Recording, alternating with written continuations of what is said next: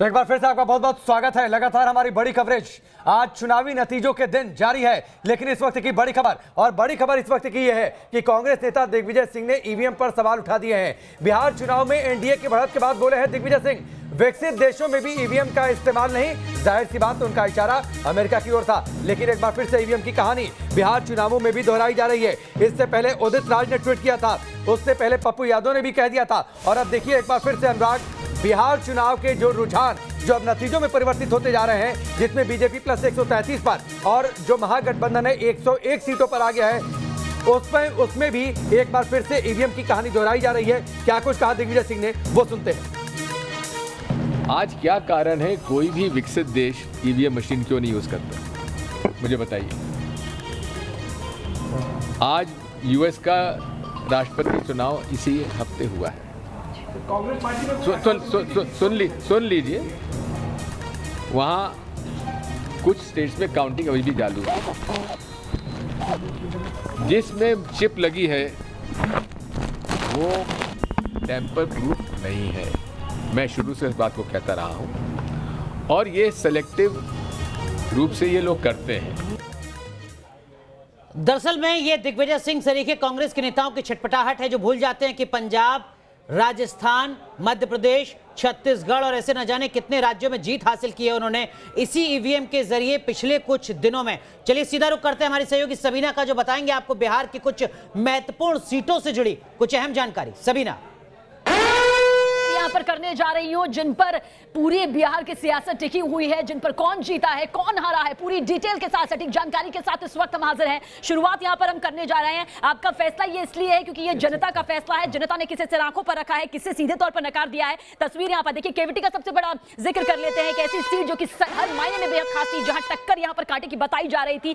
क्या कुछ इसमें नतीजे सामने आए हैं वो जरूर बताएंगे, लेकिन आरजेडी की तरफ से अब्दुल बारी सिद्दीकी मैदान में थे और साथ ही मुरारी मोहन झा बीजेपी की तरफ से ताल ठोक रहे थे। लेकिन देखिए क्या फैसला जनता का सामने आया है, वो यहां पर मौजूद है। ये जनता का फैसला रहा है, जहां पर आरजेडी को हार का सामना करना पड़ा, यानी कि अब्दुल बारी सिद्दीकी जनता की उम्मीदों पर खरा नहीं उतर पाए। वहीं पर मुरारी मोहन झा का जिक्र करें, जो कि बीजेपी की तरफ से थे, जीत यहां पर उन्होंने हासिल की है। तो इसके बाद अगली सीट कौन सी है जिसका डिटेल हम आप तक पहुंचाने जा रहे हैं, वो अभी स्क्रीन पर है। सुपौल का जिक्र कर लेते हैं, ऐसी सीट जिस पर सियासत की नजर खासतौर पर टिकी हुई थी, क्योंकि 30 साल से एमएलए विजेंद्र प्रसाद यादव जेडीयू की तरफ से मैदान में रहे और कांग्रेस की तरफ से मिन्तुल्लाह रहमानी। और क्या कुछ नतीजा यहां सामने आया वो स्क्रीन पर आपके सामने। अब तक रुझान बता रहे थे, लेकिन यह सटीक आंकड़ा है, यानी कि जीत हार, जेडीयू जीत, कांग्रेस को हार का सामना यहां पर करना पड़ा है, यानी कि कांग्रेस के खाते में जनता का विश्वास यहां पर सामने नहीं आया है। अगली सीट का जिक्र कर लेते हैं। अगली सीट इसमें से कौन सी होगी, बस थोड़ी देर में देखिए, दरभंगा, इसका जिक्र कर लेते हैं। एक ऐसी सीट जिसमें अमरनाथ गामी, जो कि आरजेडी की तरफ से है, हयाघाट से जेडीयू विधायक और साथी थे, और संजय सरावगी का जिक्र करें, जो कि बीजेपी की तरफ से ताल ठोक रहे थे। क्या इसका नतीजा सामने आया है वो देखिए आप। आगे यहां पर फिलहाल संजय सरावगी चल रहे हैं और साथ ही हार का सामना जो है वो अमरनाथ गामी को यहां पर करना पड़ा है, यानी कि बीजेपी के खाते में यह सीट यहां पर पूरी तरह से आ गई है। अगली सीट का भी जिक्र कर लेते हैं। ये वो तमाम सीटें हैं जिन पर नजरें टिकी हुई थी। मनेर का जिक्र कर लेते हैं। मनेर को देखें तो मनेर में दो दिग्गज आमने सामने रहे, आरजेडी की तरफ से भाई वीरेंद्र और साथ ही बीजेपी की तरफ से निर्बल आनंद, यहां पर निखिल आनंद यहां पर सामने रहे। और क्या कुछ इसका स्टेटस यहां पर सामने रहा है वो स्क्रीन पर आपके सामने है। बीजेपी को यहां से हार का सामना करना पड़ा, यानी कि बीजेपी जनता की उम्मीदों पर खरा नहीं उतर पाई। वहीं भाई वीरेंद्र, जो कि आरजेडी की तरफ से ताल ठोक रहे थे, जीत यहां पर जरूर मिली। अगली सीट वो भी बेहद खास रहेगी। अगली सीट का जिक्र करें तो पटना साहिब, देखिए खास सीट ये पहले से रही है, सिर्फ इस बार की बिहार की सियासत में नहीं, हर बार की बिहार की सियासत में। और नंद किशोर यादव, जो कि पथ निर्माण मंत्री हैं, बीजेपी की तरफ से मैदान में ताल ठोक रहे थे, कांग्रेस की तरफ से परवीन कुशवाहा। इसका स्टेटस क्या सामने आया है वो इस वक्त आपके सामने है। कांग्रेस को हार अपने खाते में यहां पर झेलनी पड़ी है, वहीं पर नंद किशोर यादव जीत का परचम यहां पर लहरा चुके हैं। एक और सीट आपके सामने बहुत जल्द रखने वाले हैं, वो सीट भी बेहद खास है, क्योंकि ये तमाम सीट जिन पर नजरें की हुई है, जो कि तय करती है बिहार की आगे की सियासत। मुजफ्फरपुर, वो सीट जो कि हमेशा से हाई प्रोफाइल सीट रही है। बीजेपी, सुरेश कुमार शर्मा जो कि नगर विकास मंत्री हैं, वहीं वीरेंद्र चौधरी का जिक्र करें तो कांग्रेस से ताल ठोक रहे थे। और क्या कुछ यहां का स्टेटस कहता है, क्या कुछ यहां की तस्वीर कहती है, तो जीत यहां पर कांग्रेस को हासिल मिली है और बीजेपी को यहां पर जनता से निराश जो है वो हाथ लगी है। आपका फैसला क्या कुछ और कहता है वो अगली सीट की तरफ हम देख लेते हैं। बहुत जल्द यहां पर इसलिए बता रहे हैं क्योंकि ये जो जीत और हार है वो कुछ इस तरह से देखने को मिल रही है। मोकामा का जिक्र यहाँ पर कर लेते हैं तो ये मोकामा की सीट है। मोकामा में अनंत सिंह जो कि आरजेडी की तरफ से 4 बार से मोकामा विधायक रहे हैं, जिनकी एक अच्छी पैठ रही है। राजीव लोचन सिंह जेडीयू। अब आपको बता देते हैं कि क्या कुछ यहां पर सामने आता है। तो ये अभी फिलहाल हार जीत का पूरा सिलसिला यहां पर चला। हार यहां पर जेडीयू को करने की मिली है और जीत का परचम जो है वो अगले खेमे में यहां पर आया है। मेरे दो सहयोगी इस वक्त लगातार आप तक पल पल की अपडेट पहुंचा रहे हैं। सीधा रुख अनुराग और राकेश आपकी तरफ। बहुत बहुत शुक्रिया सबीना आपका। तो हमारी सहयोगी सबीना आपको बता रही है एक एक सीट। राकेश देखिए एक एक विधानसभा सीट की क्या कुछ अपडेट है। सबसे पहले न्यूज नेशन लगातार आपको बता रहा है और लगातार हमने तकनीक का भी भरपूर इस्तेमाल किया है अनुराग की तकनीक के जरिए पल पल की जो सटीक जानकारी है वो दी जा सके। लेकिन जो बड़ी जानकारियां हैं, मोतिहारी से बीजेपी के प्रमोद कुमार की जीत हुई है। इसके साथ ही बेनीपट्टी से बीजेपी के विनोद नारायण झा जीते। सकरा से जेडीयू के अशोक कुमार चौधरी ने जीत हासिल कर ली है। बाबू बरही से जेडीयू की मीना कामत जीत गई हैं। बेनीपट्टी से बीजेपी के विनोद नारायण झा की जीत हुई है, जिसकी जानकारी हमने पहले आपको दी। सकरा से जेडीयू के अशोक कुमार चौधरी जीते हैं। बाबू बरही से जेडीयू की मीना कामत जीत गई हैं। कुल 243 सीटों के रुझान है, जिनमें से अब धीरे धीरे नतीजे भी आने लगे हैं। 127 सीटों पर बीजेपी प्लस, आरजेडी प्लस 102 सीटों पर, एलजेपी 2, आदर्श 12 पर। आलमनगर से जेडीयू के नरेंद्र नारायण यादव ने जीत हासिल की है। सिकटा से निर्दलीय उम्मीदवार दिलीप वर्मा जीत गए हैं। लेकिन जो हर बार चुनावों में होता है, जो जीतता है वो जश्न मनाता है, लेकिन जो हारता है अनुराग वो ईवीएम को दोष देना शुरू कर देता है। उदित राज है, उन्होंने ईवीएम को दोष दे दिया। पप्पू यादव ने दोष दे दिया। दिग्विजय सिंह ने दोष दे दिया। दोष देने के लिए उन्होंने शाम तक का इंतजार भी कर लिया। कुछ और नाम राकेश आपके सामने इस वक्त जो शायद हो सकता है शाम तक दोष देना शुरू कर। हाँ बिल्कुल, ये देखिए जो हार गए हैं, परसा से जेडीयू के चंद्रिका राय हार गए। हालांकि ये तो नहीं देंगे क्योंकि जेडीयू से हैं। बिहार चुनाव के सबसे तेज नतीजे हमने न्यूज नेशन पर आपको दिखाए हैं। परसा से जेडीयू के चंद्रिका राय हार गए। रजनीश और मोहित दोनों सहयोगी हमारे साथ जुड़े हुए हैं और विनोद अग्निहोत्री जी भी। विनोद अग्निहोत्री जी, एक सवाल आपसे, शाम तक का इंतजार किया दिग्विजय सिंह ने, जब ये लगा कि आखिरकार अब नतीजे हमारे पक्ष में हो सकता है कि अब ना आए, इसकी संभावना प्रबल होती गई, तो ईवीएम को दोष देना शुरू कर दिया। देखिए, दिग्विजय सिंह को बिहार से ज्यादा चिंता मध्य प्रदेश के उपचुनावों की थी, क्योंकि 28 सीटें जो मध्य प्रदेश में जो उपचुनाव हुए हैं वो उसका सारा दारोमदार कमलनाथ और दिग्विजय सिंह के ऊपर हाईकमान ने छोड़ दिया था और उन्होंने भरोसा दिलाया था कि कम से कम 20 सीट तो जिता के लाएंगे कांग्रेस पार्टी को। लेकिन जो परिणाम आए वो बिल्कुल उल्टे आए हुए हैं। तो निश्चित रूप से कहीं ना कहीं तो उनको एक पेशबंदी करनी ही है, ये बताना है कि भाई हमारी तो पूरी कोशिश थी, लेकिन अब ये ईवीएम जो है उससे खेल हो गया।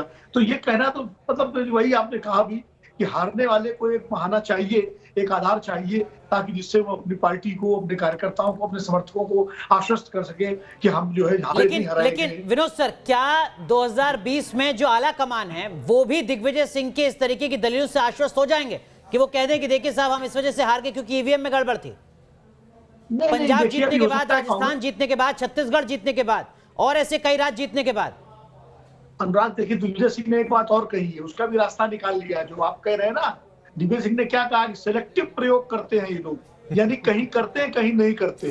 तो आप समझ रहे हैं ना, तो आप जब आप राजस्थान और पंजाब और इसकी मध्य प्रदेश छत्तीसगढ़ की बात करेंगे तो उसका जवाब दिग्विजय सिंह ने यही दिया है कि सिलेक्टिव प्रयोग करते हैं। मतलब 28 सीटों पर सिलेक्टिव प्रयोग किया गया। मतलब उनका कहना है जब उनकी प्रतिष्ठा और उनकी सत्ता दांव पर लगी होती तो वो प्रयोग करते हैं सिलेक्टिव, और जहां उनको लगता है कि नहीं करना है, ताकि ये भी चलता रहे कि देखिए मीडिया और हम लोग कह सकें कि देखिए 4 राज्यों में आप जीते हैं, तो इसके लिए वो वहां प्रयोग नहीं करते हैं, ये उनका कहना है। तो इसलिए वो उन्होंने अपना जो है एक क्या कहते हैं जो तार्किक पेशबंदी है वो कर ली। ठीक है रजनीश, देखिए मध्य प्रदेश की 28 सीटों को लेकर तो पेशबंदी शुरू हो गई है, ईवीएम पर सवाल खड़े होने शुरू हो गए। क्या बिहार में भी सुगबुगाहट शुरू हुई है आरजेडी के खेमे में, कांग्रेस के खेमे में, या बाकी दल जो कहीं पिछड़ते हुए नजर आ रहे हैं? ईवीएम को कोई दोष दे रहा है? अभी इंतजार है। देखिए फिलहाल बिहार में इंतजार कर रहे हैं, क्योंकि बिल्कुल आखिरी वक्त चल रहा है। जिस तरह से गिनतियां चल रही हैं, आखिरी वक्त का रुझान सामने आ रहा है, तो जो पार्टीज़ हैं, जो भी पॉलिटिकल पार्टीज़ हैं, वो बिल्कुल पैनी नज़र उन्होंने रिजल्ट पर रखा हुआ है और वो अभी तक रिएक्ट कर नहीं रहे हैं बहुत उस तरीके से। लेकिन हाँ, बीजेपी में जिस तरीके की खुशियां हैं, जिस तरीके का जश्न है, उसकी तस्वीर आपको हम ज़रूर दिखा सकते हैं कि यहाँ पर कितना उत्साह है। और देखिए बीजेपी में किस तरीके की भीड़ है और लगातार लोगों के आने का सिलसिला जारी है, और कैसे लोग पहुँच रहे हैं जिन्हें खबर मिल रही है, क्योंकि उन्हें विश्वास हो गया है कि एक बार फिर से एनडीए की सरकार यहाँ पर बनेगी। तो आरजेडी और कांग्रेस का खेमा फिलहाल खामोश है, क्योंकि वो इंतजार कर रहे हैं फाइनल रिजल्ट क्या आता है। उसके बाद वो सवाल खड़े करेंगे या जो भी उनके मन में जो भी मंशा उनकी होगी वो सामने जाहिर करेंगे। लेकिन फिलहाल इस समय एनडीए कैंप में उत्साह है, खुशी है। जी बिल्कुल निश्चित तौर पर मोहित, आप जहां पर मौजूद हैं, देखिए अब एक बहानेबाजी की बातचीत तो शुरुआत हो जाएगी। ईवीएम को दोष देना शुरू कर दिया गया है। जरा आप तस्वीरें दिखाइए और ये भी बताइए कि क्या वहां पर, हालांकि आप तो ठीक जगह पर हैं, लेकिन आपकी जानकारी में, चूंकि आप थोड़ी देर पहले दीपक जी ने कहा भी था कि आप तो कांग्रेस बीट भी आपने काफी कवर की है, दिग्विजय सिंह जो है बहाना बनाना शुरू कर चुके हैं, ईवीएम को दोष देना शुरू कर चुके हैं। देखिए, कांग्रेस के दिग्विजय सिंह बड़े नेता हैं, मध्य प्रदेश के पूर्व मुख्यमंत्री रह चुके हैं, पार्टी के महासचिव रह चुके हैं, कई राज्यों के प्रभारी रह चुके हैं, राज्यसभा सांसद भी हैं। उनको इस बात की गंभीरता को समझनी चाहिए कि जब आप राजस्थान जीतते हैं, पंजाब जीतते हैं, छत्तीसगढ़ जीतते हैं और मध्य प्रदेश में पहले आप जीतते हैं, इसके अलावा झारखंड जीतते हैं तो आप ईवीएम पे दोष नहीं देते हैं। लेकिन जैसे ही आप चुनाव कहीं हार जाते हैं तो कहते हैं भाई ईवीएम में ही कहीं ना कहीं कमी रह गई, किसी ने कमी कर दी है। तो इन सारी चीजों को समझना होगा। जनता अब समझदार हो चुकी है, मतदाता अब समझदार हो चुका है। लेकिन बिहार के भीतर क्या ईवीएम खराब है नहीं है, अभी तक किसी कांग्रेस के नेता ने यह बात नहीं कही है। कांग्रेस का कहना है, एक बड़े नेता से मेरी थोड़ी देर पहले बातचीत हुई, उनका कहना है कि भैया पिक्चर अभी बाकी है, लेकिन पिक्चर किस रूप में बाकी है तो देखने वाली बात होगी। लेकिन इस वक्त की आपको तस्वीरें दिखा देते हैं जेडीयू दफ्तर के भीतर की। झंडा बैनर लेके लोग आ चुके हैं, जश्न मनाने की तैयारी यहां से और व्यापक रूप से इन्होंने करना शुरू कर दिया। सुबह से ही ढोल और मजीरे पे लोग नृत्य करते हुए नजर आए, मिठाइयां भी यहां पे बांटी गई, फूल माले भी एक दूसरे के ऊपर पहनाए गए। लेकिन पार्टी के भीतर से गाइडलाइन जारी की गई है कि जश्न उत्साह ज्यादा मत मनाइए जब तक नतीजे घोषित कर दिए जाएं। तो कुल मिला के उत्साह भी तो है यहाँ पर, लेकिन कॉम्प्रोमाइज सिचुएशन में थे कि लड्डू रसगुल्ला जो मिलेगा वही खा लेंगे। बिल्कुल। देखिए, जो एक और खबर छन के आ रही है, इस पर गंभीरता से जेडीयू को विचार करना होगा, क्योंकि सूत्रों के हवाले से हमें खबर मिली कि भारतीय जनता पार्टी के भीतर जब विधायक दल की बैठक होगी तो कुछ विधायक मुख्यमंत्री पद की बात कर सकते हैं, तो कहीं वहां पे कॉम्प्रोमाइजिंग स्थिति उत्पन्न ना हो जाए, इसको लेकर भी रणनीति जेडीयू बनाने लगी है और भारतीय जनता पार्टी ने इस पर काम करना भी शुरू कर दिया है। 5 बजे बैठक होगी, उसके बाद जो अपडेट है उस पर जरूर चर्चा की जाएगी। लेकिन विनोद जी, एक चीज कांग्रेस पार्टी से जुड़ी हुई सर आपसे समझना चाहूंगा। कांग्रेस पार्टी ने इस बार 70 विधानसभा सीटों पर चुनाव लड़ा और अभी तक की जो टैली है उसके मुताबिक तकरीबन 20 सीटों पर कांग्रेस पार्टी आगे चल रही है, तब जबकि पिछले विधानसभा चुनाव में कांग्रेस पार्टी ने 27 सीटों पर जीत हासिल की थी। यानी पिछले बार के मुकाबले इस बार का प्रदर्शन कांग्रेस पार्टी का अपेक्षाकृत बेहतर नहीं है।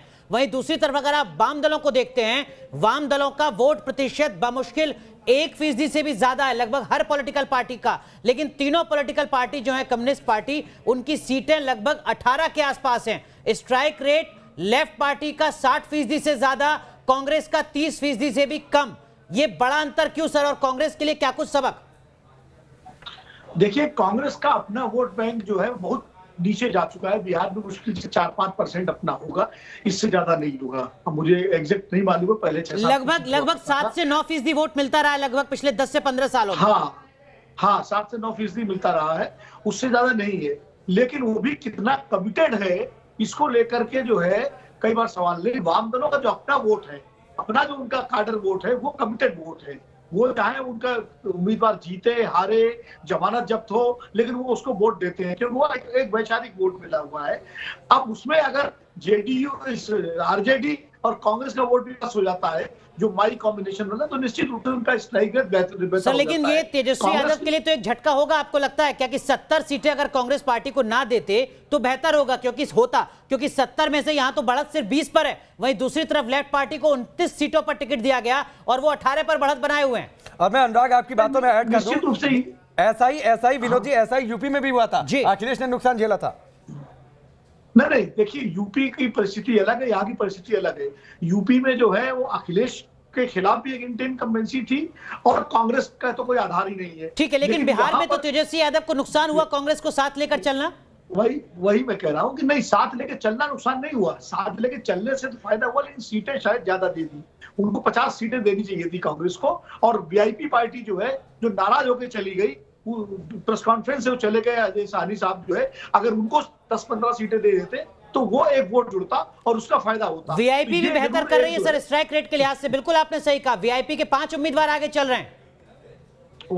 वीआईपी और साथ जो उनके साथ थे, को 17 रख लेते और कांग्रेस को 40-45 सीट ज्यादा नहीं देते तो ज्यादा फायदा होता महागठबंधन को। ये एनालिसिस अब मुझे भी लग रहा है, पहले मैं नहीं सोचता था, लेकिन नतीजे इस तरह देखिए, मेरा भी विश्लेषण यही हो रहा है। बिल्कुल, तो कांग्रेस का आधार तो है नहीं। बिल्कुल, कांग्रेस को लेकर तेजस्वी यादव को जो नापतोल करनी चाहिए थी राकेश, वो बेहतर तरीके से नहीं कही। तेजस्वी यादव अगर जो आंकड़े हैं वो उनके, जी विनोद जी आप कुछ कह रहे हैं, कहिए सर। मैं जोड़ रहा हूँ कि कांग्रेस ने उम्मीदवार अब जैसे शत्रुघ्न सिन्हा के बेटे को ले आए, लव सिन्हा को, नितिन नवीन के खिलाफ। अब नितिन नवीन वहां के जमीनी नेता है, वो वहां से तो दूसरी बार तीसरी बार चुनाव जीत लड़ रहे हैं। लव कभी पता नहीं गए कि नहीं गए, उनको लव या कुछ किसको लाया मुझे ध्यान नहीं आ रहा, शत्रुघ्न सिन्हा के बेटे को। अब वो कैसे लड़ेंगे? अब शरद जी की बेटी जो है, शरद जी हम लोग सबके बड़े आदरणीय नेता रहे हैं, सीनियर लीडर सम्मान करते हैं, लेकिन उनकी बेटी कभी राजनीति में नहीं थी, अचानक उसको पार्टी ज्वाइन कराई और टिकट दे दिया। वहां जाकर राहुल गांधी ने यह भी कहा कि शरद जी मेरे राजनीतिक गुरु हैं, शरद जी का मैं बड़ा सम्मान करता हूँ, मेरी बहन है, इसको जिताना है, फिर भी वो पीछे चल रही है। तो ये कहीं नहीं कांग्रेस। बिल्कुल राकेश, तो इसको तेजस्वी यादव अगर जब मंथन करेंगे तो उस बात पर पहुंचेंगे, इस नतीजे पर कि कांग्रेस पार्टी उनके लिए एसेट नहीं बल्कि लायबिलिटी बनकर साबित हुई। नहीं लायबिलिटी। और जो मैंने यूपी से कनेक्ट किया था, ठीक है परिस्थितियां अलग हैं, उस वक्त भी जरूरत से ज्यादा अखिलेश यादव ने तवज्जो दे दी थी कांग्रेस को, जितनी जरूरत नहीं थी, और वैसा ही कुछ बिहार में हुआ है। और निश्चित तौर पर तेजस्वी इस वक्त सोच तो रहे होंगे कि 50 से ज्यादा सीट नहीं देनी चाहिए थी। एक ब्रेक ले लेते हैं, बहुत जल्द वापस लौटते हैं।